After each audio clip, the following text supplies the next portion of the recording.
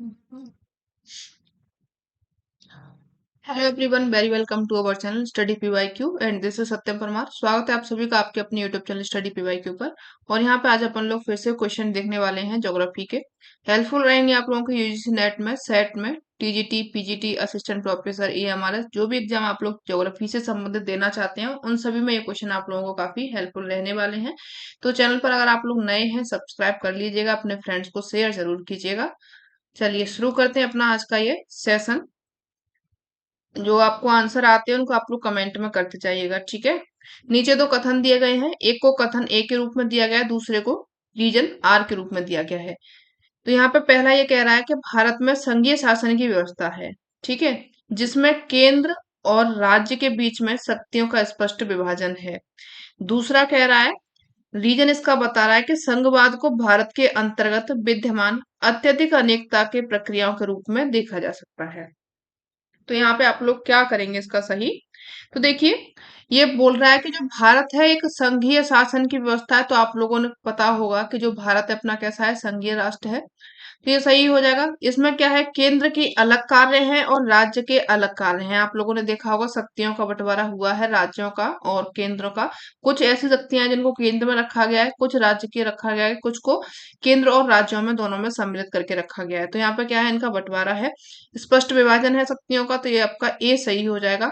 दूसरा यहाँ पे कह रहा है कि संघवाद को भारत के अंतर्गत विद्यमान अत्यधिक अनेकता की प्रक्रिया के रूप में देखा जा सकता है। बिल्कुल यहाँ पे देखा जा सकता है, क्योंकि जो संघवाद क्या होती है, ये एक ऐसी परिकल्पना होती है जिसके द्वारा जो राष्ट्र होता है, क्या होता है, जो राष्ट्र होता है उसका संयोजन राज्य के साथ में होता है। राष्ट्र का जो संयोजन होता है, राष्ट्र का संयोजन होता है, वो किसके साथ में मिलकर के होता है, राज्य के साथ में होता है। दोनों ही यहाँ पे सही हैं, लेकिन ये जो भारत संघीय शासन कैसे है, केंद्र और राज्य की शक्तियों का विभाजन कैसे है, इसका यहाँ पे कारण नहीं सुझाया गया है। दोनों ही अपने आप में अलग है। एक में संघीय शासन व्यवस्था को बता रहा है, तो दूसरे में संघवाद को बता रहा है। ए और आर दोनों सही हो जाएंगे। इनकी व्याख्या जो होगी वो क्या हो जाएगी, गलत हो जाएगी। ऑप्शन आप सभी लोगों ने बी करेक्ट किया होगा, ठीक है। चलिए आगे बढ़िए। निम्नलिखित में से कौन सा युग्म सही सुमेलित नहीं है। क्षेत्रीय भिन्नता की यहाँ पे संकल्पनाएं दी गई हैं, किसके द्वारा कौन सी भिन्नता यहाँ पे दी गई है, आप लोगों से पूछा गया है। भूदस्य संकल्पना कार्लो सावर की बता रहा है। क्षेत्र वर्णन या फिर विवेचन की संकल्पना रिस्थोपेन की बता रहा है। पेज संकल्पना ये कार्ल रिटर की बता रहा है। तो यहीं पे थोड़ा सा आप लोगों को डाउट आया होगा, क्योंकि जो क्षेत्रीय भिन्नता की परिकल्पना है ये अल्फ्रेड हिटनर के द्वारा दी गई थी, ये सही है। भूदृश्य संकल्पना कार्लो सावर के द्वारा दी गई थी, ये भी सही हो जाएगा। क्षेत्र वर्ण या फिर विवेचन की संकल्पना रिस्टोपेन के द्वारा दी गई है, सही है। लेकिन जो पेज की संकल्पना है, ये कार्ल रिटर के द्वारा ना दे करके किसके द्वारा दी गई है, ये बाइडल डीला ब्लॉस के द्वारा दी गई है, ठीक है। बिडाल डीला ब्लॉन्स के द्वारा ये वाली संकल्पना दी गई है, इसको आप लोग याद रखेंगे। ब्लॉन्स ने कई सारी संकल्पनाएं दी थी, इनको भी आप लोग याद रख लेंगे। जैसे कि संभववाद की संकल्पना इनके द्वारा दी गई थी, यहाँ पर लिख लीजिए संभववाद। इसकी संकल्पना दी गई थी किसके द्वारा, ब्लॉन्स के द्वारा। और साथ में पार्थिव एकता का सिद्धांत भी इनके द्वारा दिया गया था। पार्थिव एकता का सिद्धांत। और भी इनके सारे कई पेज, जो पेज संकल्पना ये किससे संबंधित है, ये लघु प्रदेशों से संबंधित है, ठीक है। लघु प्रदेशों से संबंधित ये संकल्पना दी गई थी। और भी यहाँ पे जैसे कि विशिष्ट जीवन पद्धति की संकल्पना इनके द्वारा दी गई थी। जीवन पद्धति की संकल्पना इनके द्वारा दी गई थी, इसको आप लोग याद रखिएगा, ठीक है। चलिए, और जो ब्लॉन्स है इनको जाना जाता है फ्रांस में मानव भूगोल का पिता, इसको याद रखिएगा। ब्लॉन्स को जाना जाता है फ्रांस में मानव भूगोल का पिता, मानव भूगोल का पिता। वैसे आप लोग किसको जानते हैं ज्योग्राफी में, मानव भूगोल का पिता किसको कहा जाता है, तो जो मानव भूगोल का पिता है वो किसको कहा जाता है, रेडचेल को, ठीक है। ये भी याद रखिएगा। चलिए इतना आप लोग याद रखेंगे, आगे बढ़ते हैं। नेक्स्ट है यहाँ पे सरहद, फ्रंटियर के विषय में निम्नलिखित में से कौन सा कथन सही है, नीचे दिए गए कूट से आप उत्तर चुनेंगे। सरहद क्षेत्रों की पेटियां होती हैं। सेकंड ऑप्शन बता रहा है यहाँ पे, सरहदें परिमित रेखाएं होती हैं जिनके किनारे प्रभु सत्ताएं मिलती हैं। सरहदें सांक्रातिक विशेषता वाली होती हैं। यहाँ पे ऑप्शन आप लोगों को दिए गए हैं, क्या होती हैं सरहदें, फ्रंटियर्स क्या होते हैं वो आप लोगों से पूछा गया है। सरहद, फ्रंटियर या फिर आप इनको सीमांत बोलते हैं, ठीक है, सीमांत आप इनको बोलते हैं। क्या इनकी परिभाषा होगी वो आप लोगों से यहाँ पे पूछा गया है। तो देखिए जो सीमांत होते हैं यहाँ पे क्या होते हैं, सरहदों की, सरहद क्षेत्रों की पेटियां होती हैं। जो सीमांत होती हैं क्षेत्रों की पेटियां होती हैं, ये सही है। फर्स्ट ऑप्शन आप लोगों का सही हो जाएगा। सरहदें परिमित रेखाएं होती हैं जिनके किनारे प्रभु सत्ताएं मिलती हैं। प्रभु सत्ताएं यहाँ पे नहीं मिलती हैं। जो परिमित रेखाएं होती हैं, रेखा यहाँ पे ऐसी नहीं होती है। तो जो सेकंड ऑप्शन आप लोगों का गलत हो जाएगा। सरहदें सांक्रातिक विशेषता वाली होती है, ये भी सही हो जाएगा, आपका थर्ड ऑप्शन सही है। एक और तीन सही हो जाएगा जो आप लोगों के बी ऑप्शन में दिया गया है, बी ऑप्शन करेक्ट हो जाएगा। तो देखिए यहाँ पर कुछ जो सीमांत क्षेत्र है इनके बारे में आप लोग जान लें। तो जो सीमांत का होता है क्षेत्रीय प्रकृति की होती है, ये पूछा जाता है, यहाँ पे लिख लो। सीमांत जो होती है क्षेत्रीय प्रकृति की होती हैं, प्रकृति की होती है, ठीक है। इसके बाद में जो सीमांत होते हैं बाध्य होते हैं। इनकी सीमाएं विन्यास होती हैं, बाध्य होती है कि यहाँ तक आप लोगों का ये सीमा है, इस तरीके से इनका विन्यास हुआ होता है। तो सीमांत, बाध्य, अभिविन्यास्त होती हैं।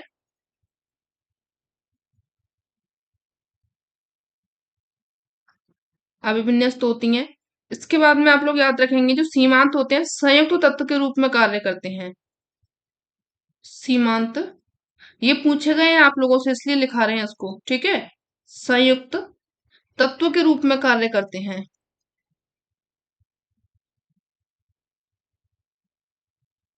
कार्य करते हैं, ठीक है। और बाकी का इसमें जो क्षेत्र विस्तार होता है, ये जनसंख्या यहाँ पे निवास करती है, आप लोगों को पता होगा। या फिर इनके कई सारे नाम भी होते हैं जो सीमांत होते हैं, जैसे आप लोग इनको अग्र प्रदेश बोलते हैं, सीमा प्रदेश बोलते हैं, मानव रहित क्षेत्र संक्रमण प्रदेश बोलते हैं, तटस्थ क्षेत्र बोलते हैं। ये इनके कई सारे नाम हैं जो आप लोग इनको तरह तरह के नामों से जानते हैं। ये भी याद रख लेना, कभी नाम चेंज आ जाए तो उसको आप लोग आसानी से बता दोगे। आगे बढ़िए, नेक्स्ट क्वेश्चन देखते हैं। सूची एक यहाँ पर राज्य दिए गए हैं, सूची दो को यहाँ पर लाख का राष्ट्रीय उत्पादन के रूप में 2013 की परसेंटेज में दिया गया है। तो चलिए यहाँ पर सही उत्तर का चयन करना है। राष्ट्रीय उत्पादन में पूछा गया, ठीक है। मध्य प्रदेश, झारखंड और छत्तीसगढ़, महाराष्ट्र दिया गया है। यहाँ पे अगर आप लोग देखें, जो मध्य प्रदेश का है उत्पादन वो कितना हुआ था, 12.89 लाख, ठीक है। इसके बाद में आता है झारखंड, झारखंड में 5.6 यानी कि 56.29। छत्तीसगढ़ में आएंगे तो यहाँ पे 16.65 हो जाएगा। महाराष्ट्र का 5.90 हो जाएगा। ऑप्शन में अगर आप लोग देखेंगे तो यहाँ पे ए का थर्ड हो रहा है, ए का थर्ड है, बी का फोर्थ है, यानी कि आपका ए ऑप्शन करेक्ट हो जाएगा, ठीक है। ए आंसर आप लोगों का क्या हो जाएगा, सही हो जाएगा। चलिए आगे बढ़िए। नेक्स्ट देखिए, प्रादेशिक नियोजन को अधिनगरीय क्षेत्र में गतिविधियों के व्यवस्थापन में सामाजिक उद्देश्य के सूत्रीकरण एवं स्पष्टीकरण की प्रक्रिया के रूप में किसने परिभाषित किया था, किसने किया था, अधिनगरीय क्षेत्र में गतिविधियों के व्यवस्थापन को। प्रादेशिक नियोजन की बात कर रहा है ये, तो किसने किया था, यहाँ पे नाम दिए गए, पीटर हॉल ने, जॉन फ्रीडमैन ने, ए आर कोलिंस्की ने, या फिर लॉयड रॉडविन ने। किसने किया था, यहाँ पे आंसर कीजिए फटाफट से। चलिए, तो यहाँ पे देखिए जो प्रादेशिक नियोजन है इसका जो स्पष्टीकरण सूत्रीकरण जो किया गया था वो किसके द्वारा किया गया था, पीटर हॉल के द्वारा किया गया था। ए ऑप्शन आप सभी लोगों ने करेक्ट किया होगा। प्रादेशिक नियोजन का उद्देश्य क्या होता है, क्या उद्देश्य होता है इसका, इसका उद्देश्य होता है सर्वांगीण विकास। क्या होता है इसका उद्देश्य, सर्वांगीण विकास। ये आप लोग याद रखेंगे, ठीक है। इसमें क्या सोचा जाता है कि जैसे अधिकतम आर्थिक उत्पादन हो, उत्पादन की प्रक्रिया में सबकी सहभागिता रहे, या फिर जो भविष्य में मानवीय क्रियाओं का जो संगठन है, अभी अपन लोग ऐसी क्रियाएं करें कि आगे वाला जो अपनी भावी पीढ़ियां हैं वो भी इसका लाभ उठा सके। तो ये क्या होता है, आपका प्रादेशिक नियोजन होता है, जिसमें आप लोग सर्वांगीण विकास के बारे में सोचते हैं। तो ये किसने किया था, ये पीटर हॉल के द्वारा किया गया था। ए ऑप्शन आप लोगों का करेक्ट हो जाएगा। चलिए आगे बढ़िए। शीत वाताग्र द्वारा उष्ण वाताग्र के अभिलंघन करने तथा धरातलीय सतह से गर्म वायु के पूर्ण विलोपन के कारण उत्पन्न वाताग्र को कहते हैं क्या? अधिविष्ट वाताग्र, ध्रुवीय वाताग्र, वाताग्रीय प्रदेश या फिर स्थायी वाताग्र, क्या कहते हैं? तो यहाँ पे देखिए शीत वाताग्र और उष्ण वाताग्र की ये बात कर रहा है, यानी कि शीत हवाएं और ठंडी हवाएं की ये बात कर रहा है। तो क्या होता है, जब शीत हवाएं होती है, जो ठंडी हवाएं होती हैं वो नीचे जाती हैं, और जो गर्म हवाएं होती हैं वो इनके ऊपर आती हैं। इस तरीके से तो आती है, आप लोगों ने जो पढ़ा होगा। तो ये क्या होता है, अधिविष्ट होता है, एक के नीचे जा रहा है, एक ऊपर जा रहा है। ये जो हवाएं भारी हैं वो नीचे दब रही हैं, तो ये क्या हो जाएगा आप लोगों का, अधिविष्ट वाताग्र बनेगा। ए ऑप्शन आप सभी लोगों ने करेक्ट किया होगा। ठीक है, चलिए नेक्स्ट बढ़ते हैं। निम्नलिखित विद्वानों में से किसने प्रवाल वृत्तियों की उत्पत्ति की व्याख्या हेतु हिमानी नियंत्रण सिद्धांत को प्रस्तुत किया था? जॉन मर्रे ने, चार्ल्स डार्विन ने, आर ए डेली ने, डब्ल्यू एम डेविस ने, किसने किया था बताइए? हिमानी नियंत्रण सिद्धांत है, इसको किसके द्वारा प्रस्तुत किया गया है? आंसर कीजिए फटाफट से।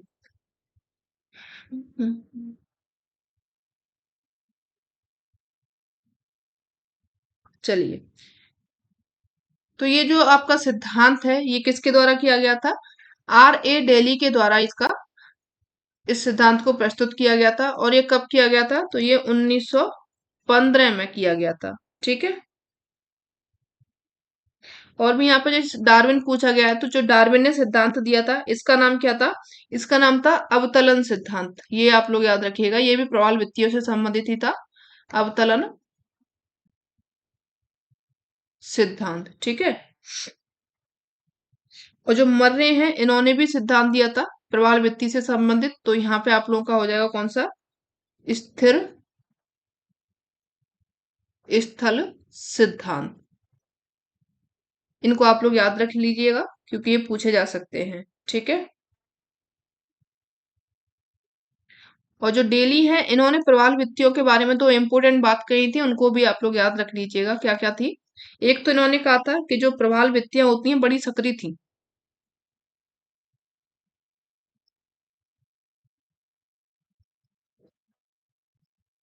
सक्रिय थी। ये किसके द्वारा कहा गया था? प्रवाल सॉरी, डेली के द्वारा कहा गया था। और दूसरा यहाँ पे इन्होंने कहा था कि एक थी मोना नामक, मोना,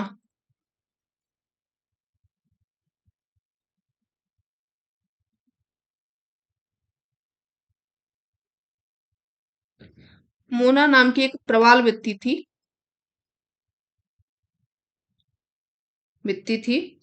जिस पर क्या था, हिमक्रिया के ऊपर जो हिम थी, बर्फ थी, हिमक्रिया के चिन्ह स्पष्ट रूप से यहाँ पर दिखाई दिए थे।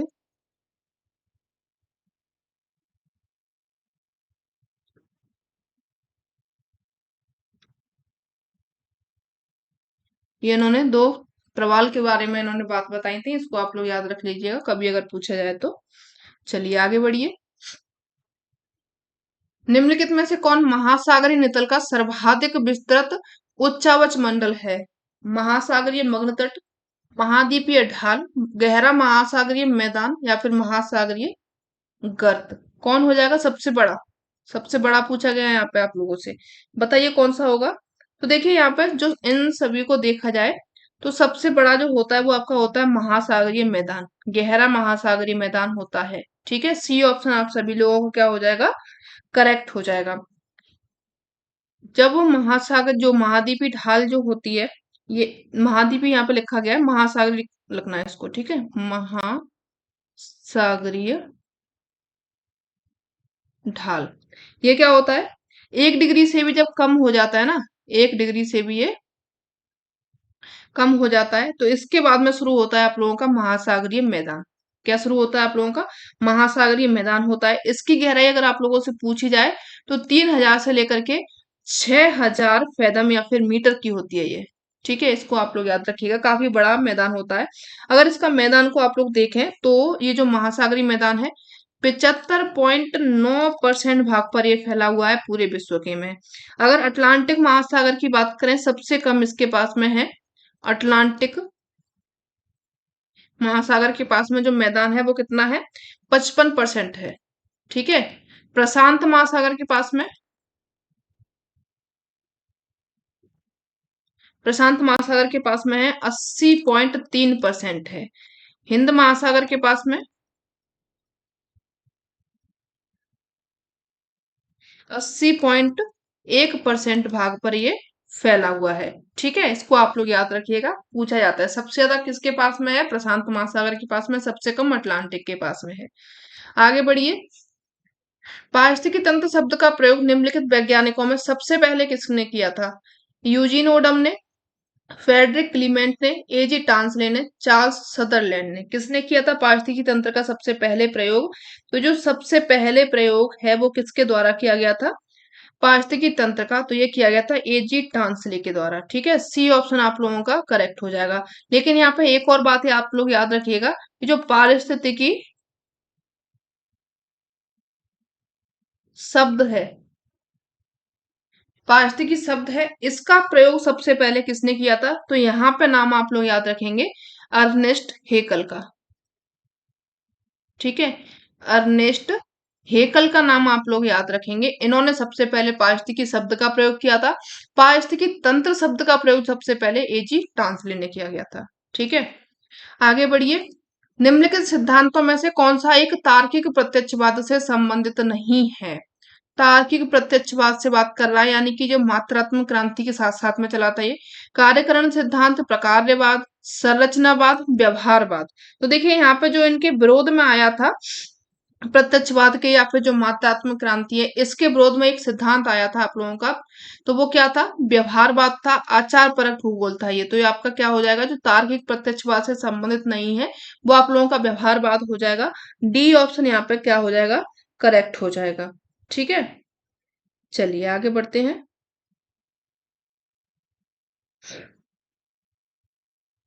चलिए,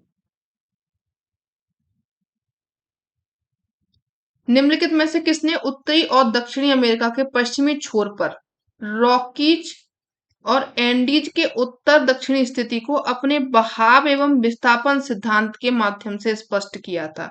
ए स्नाइडर के द्वारा, अल्फ्रेड वेगनर के द्वारा, ए बी टेलर के द्वारा, या फिर हैरी हेस के द्वारा? बताइए किसने किया था ये? इसको आंसर कीजिए फटाफट से।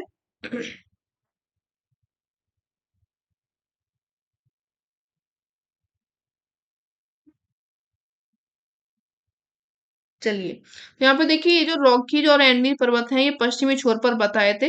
किसके द्वारा बताए गए थे? ये एवी टेलर के द्वारा ये बताए गए थे, जिन्होंने अपनी संकल्पना दी थी बहाव एवं विस्थापन सिद्धांत, इनके द्वारा ये दिया गया था। कब दिया गया था? 1908 में दिया गया था ये। कब दिया गया था? 1908 में ये आपका ये सिद्धांत दिया गया था। लेकिन जो महाद्वीप प्रभावित हो रहे हैं इसकी संभावना सबसे पहले जो सुझाव दिया था वो किसके द्वारा दिया गया था? एंटोनियो स्नाइडर के द्वारा दिया गया था। कब? 1858 में इनके द्वारा ये सुझाव दिया गया था, लेकिन बाद में इस पर काम किया एबी टेलर के द्वारा। लेकिन फिर भी जो सबसे पहला जो माना जाता है महाद्वीपीय विस्थापन सिद्धांत के रूप में, वो माना जाता है अल्फ्रेड वेगनर का, जो 1912 में दिया गया था। इनका काफी सफल रहा था, इसलिए ज्यादातर जो पढ़ते हैं अपन इनको पढ़ते हैं। ठीक है, चलिए आगे बढ़िए। एक ही प्रकार का वातावरण जीवन यापन या संस्कृति के भिन्न तरीकों के लोगों के लिए भिन्न अर्थ रखता है। यह कथन निम्नलिखित अवधारणाओं में से किससे संबंधित है? संभाव्यवाद से, निश्चयवाद से, संभववाद से, या फिर रुको और जाओ निश्चयवाद से? किससे संबंधित है ये? बताइए फटाफट से।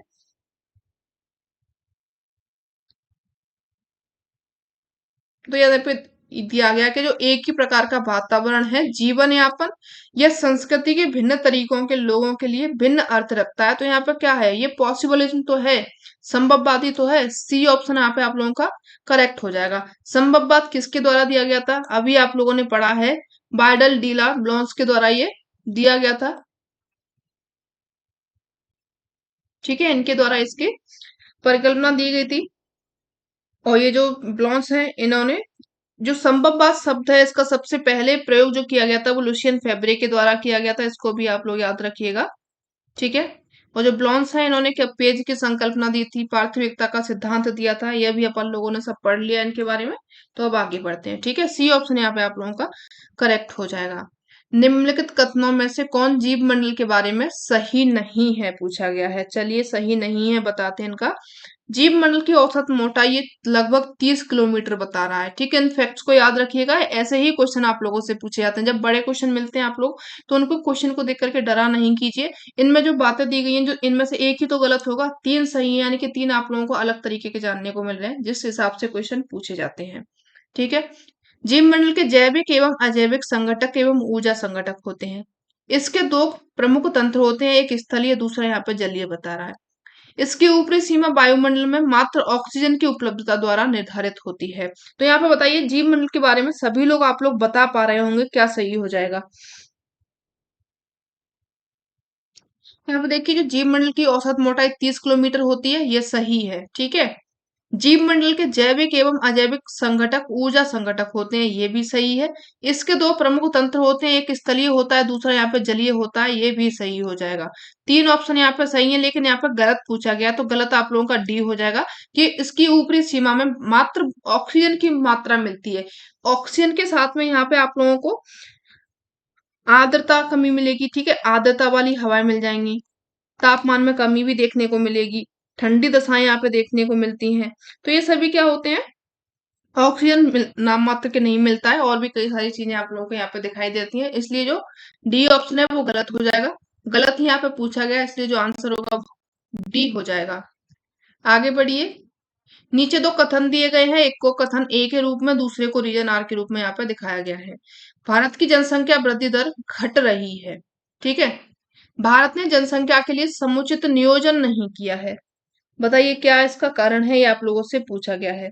तो यहाँ पर देखिए, 2011 के आंकड़े देखिए और 2001 से लेकर के 11 के आंकड़े देखिए, तो वहां पे आप लोगों को 10 की वृद्धि दर देखेंगे तो 17.7 है, और पहले शायद 21 पॉइंट कुछ थी। तो यहाँ पे क्या हुआ, जो वृद्धि दर है, 10 की वृद्धि दर है, वो घटी है, ये सही है। क्यों? क्योंकि जो जनसंख्या है उनके लिए समुचित नियोजन नहीं है। आज भी आप लोग देखे होंगे, बहुत सारे लोग हैं जो झुग्गी झोपड़ियों में रहते हैं, कितने लोग न जाने भूखे सो जाते हैं, कितने लोगों के पास में रहने को व्यवस्था नहीं है, पढ़ने एजुकेशन उनके लिए नहीं है, चिकित्सीय सुविधा नहीं है।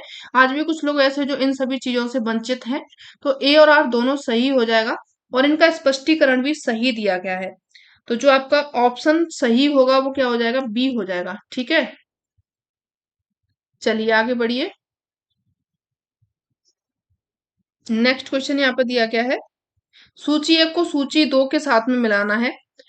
बैथोलिथ कॉन्ग्लोमरेट बरखान पिंगो दिया गया है, कौन सी चट्टान यहाँ पे मिलती है, ये पूछा गया है। तो चलिए, जो बैथोलिथ होती है ये कैसी चट्टान है, ये आग्नेय चट्टान होती है बैथोलिथ।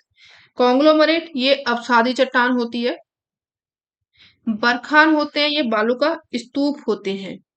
पिंगो पिंगो जो होते हैं परमाफ्रॉस्ट यानी कि स्थायी बर्फीला क्षेत्र होता है। तो ऑप्शन जो आपके करेक्ट होंगे वो हो जाएगा 3 4 2 1, 3 4 1 2। हाँ, डी ऑप्शन यहाँ पे आप लोगों का क्या हो जाएगा, करेक्ट हो जाएगा, यही आंसर है। आगे बढ़िए, शेयर कर दीजिएगा आप लोग सेशन को। ठीक है, और मेरा एक पर्सनल चैनल है जिसपे मेरा डेली लाइफ रूटीन रहता है, सत्यम परमार, इसमें कोई भी डैश वैश नहीं लगा हुआ है। ठीक है, इसको भी आप लोग सब्सक्राइब कर लेना। चलिए, यहाँ पे नीचे दो कथन दिए गए हैं, एक को कथन, दूसरे को रीजन के रूप में दिखाया गया है। ये वाला ऑप्शन दिख रहा है ना, थोड़ा सा इसको बड़ा कर लेते हैं।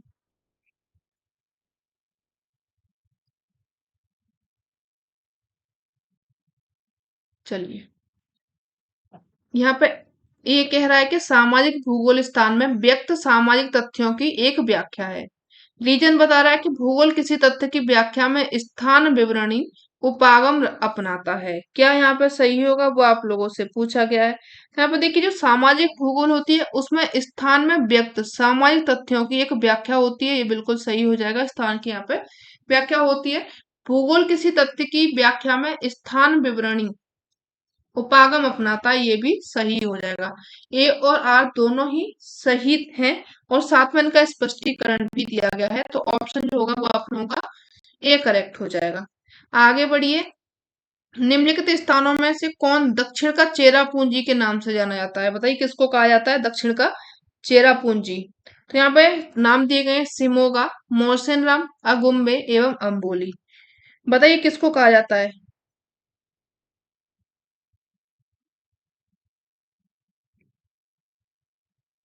चलिए, तो यहाँ पे जो देखिए दक्षिण का चेरापूंजी है ये अगुम्बे को कहा जाता है।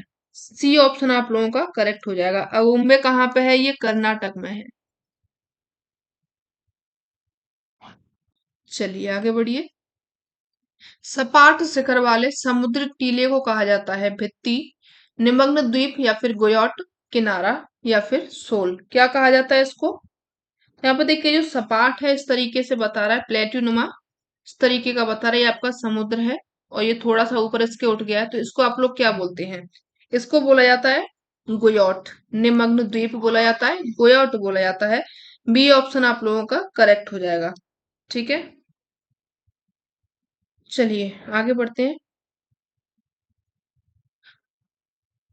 और यहाँ पे आप लोगों को प्रवाल देखने को मिलेंगे।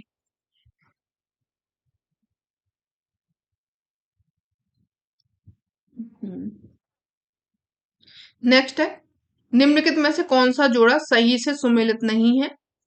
यहाँ पे परियोजनाएं दी गई हैं। कुंडा परियोजना, इदुक्की परियोजना, तवा परियोजना, पंपा परियोजना। गुजरात, केरल, मध्य प्रदेश और आंध्र प्रदेश दी गई है। तो चलिए इनको लगा लेते हैं।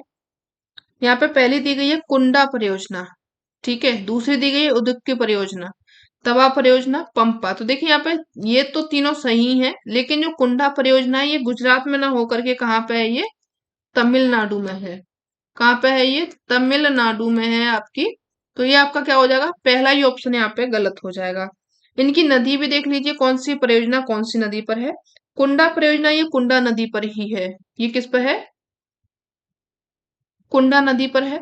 इदुक्की परियोजना ये पेरियार नदी पर है, ठीक है, ये पेरियार पर है। तवा परियोजना ये तवा नदी पर ही है। और पंपा ये पंपा पर ही है, ठीक है। इसको आप लोग याद रखिएगा। आगे बढ़िए। भारत में कर्क रेखा कितने राज्यों से होकर गुजरती है? 9 राज्यों से, 8 राज्यों से, 7 राज्यों से या फिर 10 राज्यों से? तो इसमें आप लोगों को बताने की जरूरत नहीं है, सभी लोगों को पता होगा। भारत में 8 राज्यों से होकर के गुजरती है। कौन कौन से राज्य हैं जिनसे होकर के कर्क रेखा गुजरती है? तो वो आप लोगों के हो जाएंगे गुजरात, राजस्थान, मध्य प्रदेश,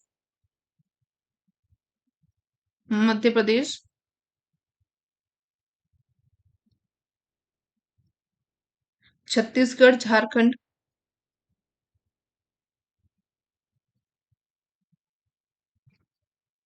पश्चिम बंगाल। ध्यान रखिएगा उत्तर प्रदेश इसमें नहीं है। पश्चिम बंगाल, त्रिपुरा, मिजोरम।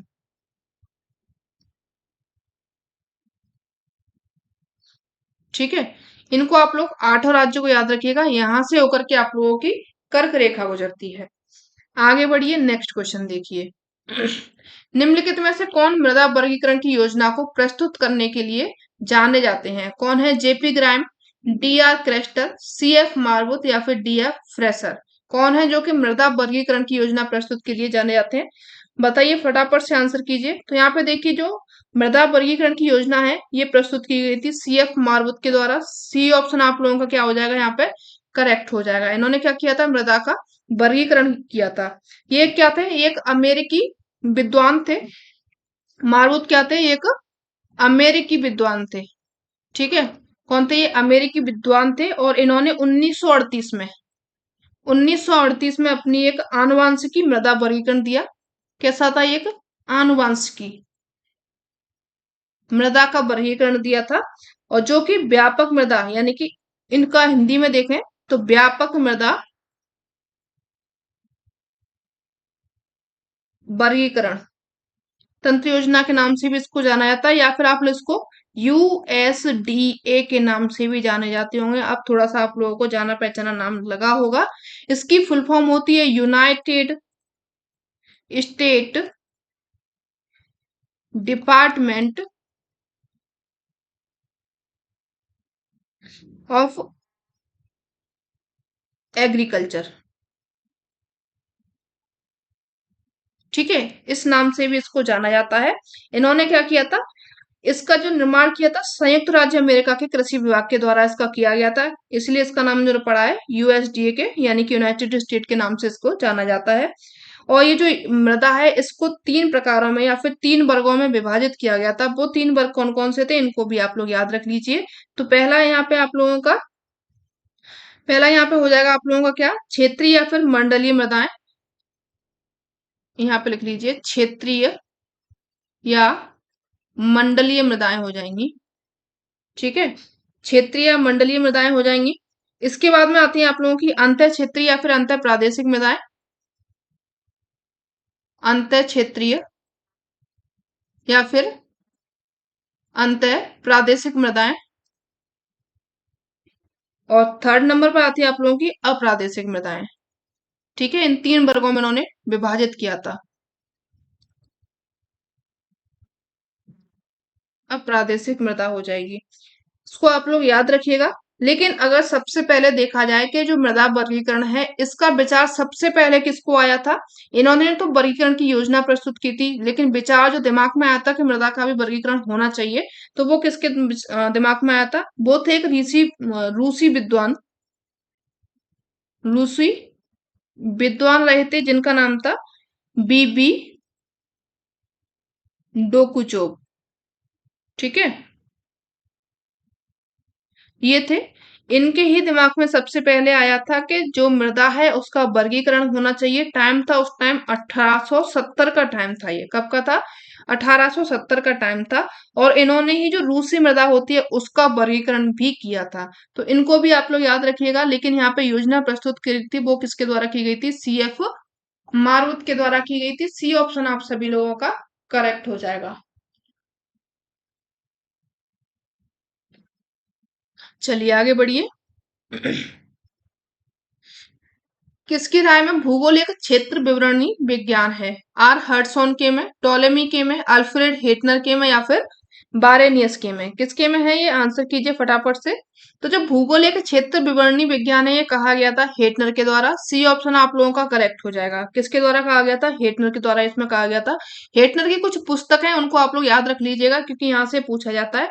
इन्होंने लिखी थी एक तो रूस का भूगोल, रूस का भूगोल इनके द्वारा लिखा गया था। दूसरा इन्होंने लिखा था यूरोप का प्रादेशिक भूगोल, यूरोप का प्रादेशिक भूगोल। फिर उन्होंने लिखा था इंग्लैंड का विश्व पर प्रभुत्व एवं युद्ध। ये कभी पूछी नहीं गई है ये वाली, तो इस पर ज्यादा ध्यान मत दीजिए। एक और इनकी लिखी गई थी महाद्वीपों का धरातलीय स्वरूप,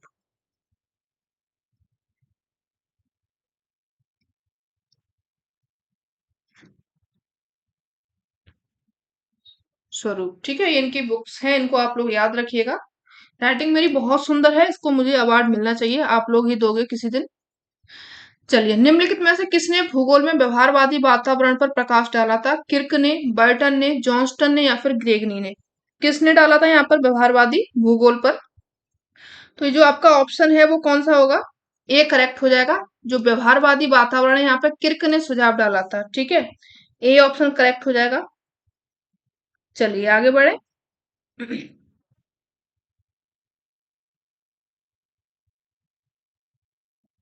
संयुक्त राज्य अमेरिका के संदर्भ में निम्नलिखित कालावधि को भूआकृति विज्ञान का स्वर्णिम युग कहा जाता है। कौन सा टाइम है जब भूआकृति विज्ञान का स्वर्णिम युग इसको कहा जाता है। तो ये टाइम आप लोगों का है 1875 से लेकर के 1920 का टाइम पीरियड रहा था। उस टाइम को स्वर्ण काल कहा जाता है। ए ऑप्शन आप लोगों का क्या हो जाएगा, करेक्ट हो जाएगा। ठीक है, चलिए आगे बढ़ते हैं।